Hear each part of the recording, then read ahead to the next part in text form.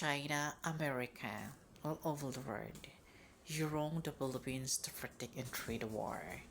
The flood control money and launder the Philippine politics now is Robert Gonger. It's very corrupt in the Philippines government. So many people's problems, sisters, and time as deedless.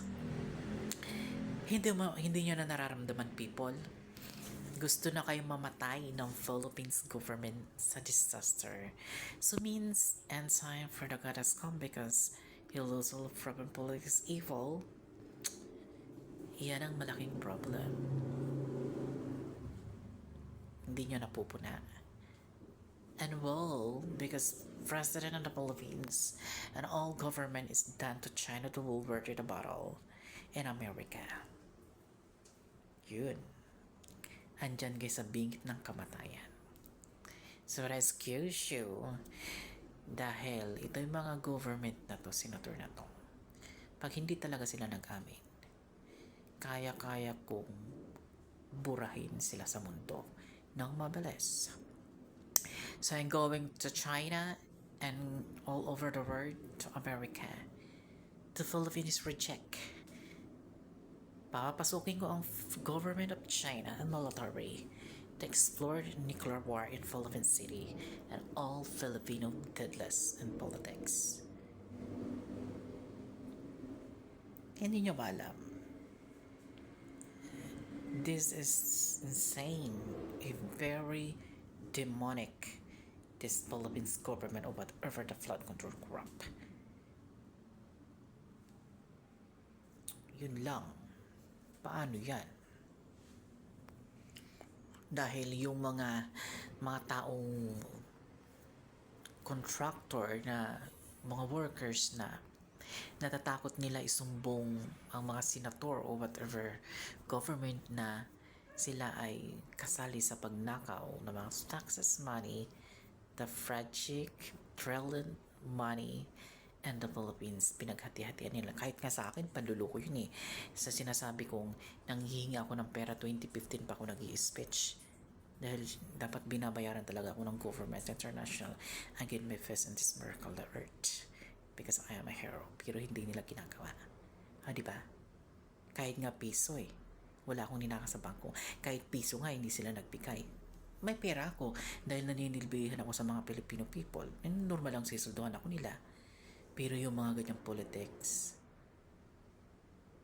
isang malaking kagaguhan to. Well, nag-report na ako sa China to America na sa flood control money, taxes money to import Americans give to the Philippines is Robert the Philippines government of flood contractor na ninakaw na talaga ang pera na to. Kailangan silang parusahan ang mga government sa Philippines. Kung tatakas sila sa Philippines, ipapapatay ko sila kahit sa bansa sila pumunta because misimage to our NATO international foreign in war in Asia. Andun lahat ng aking history. Kaya dito sila tatago sa ilalim ng lupa sa pang tunnel na yan or whatever the Philippine earth, like kagaya ni Pastor Kibuloy na tumago sa ilalim. Okay.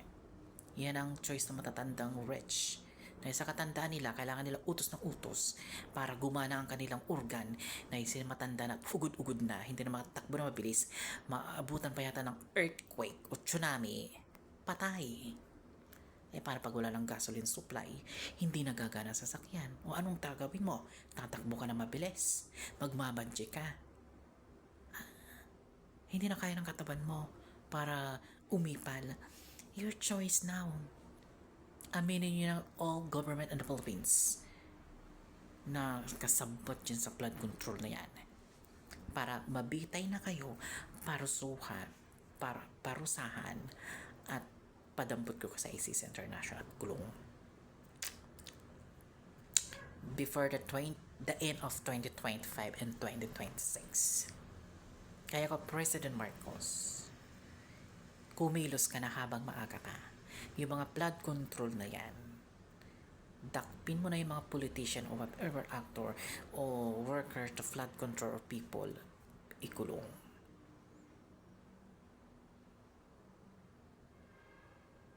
Yan na lang ang ano mo.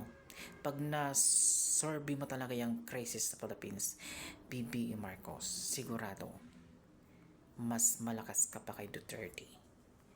Kung ma-achieve mo talaga yan. Aantayin ko kung kaya mo, hindi kita wawasakin. Susuportahan kita.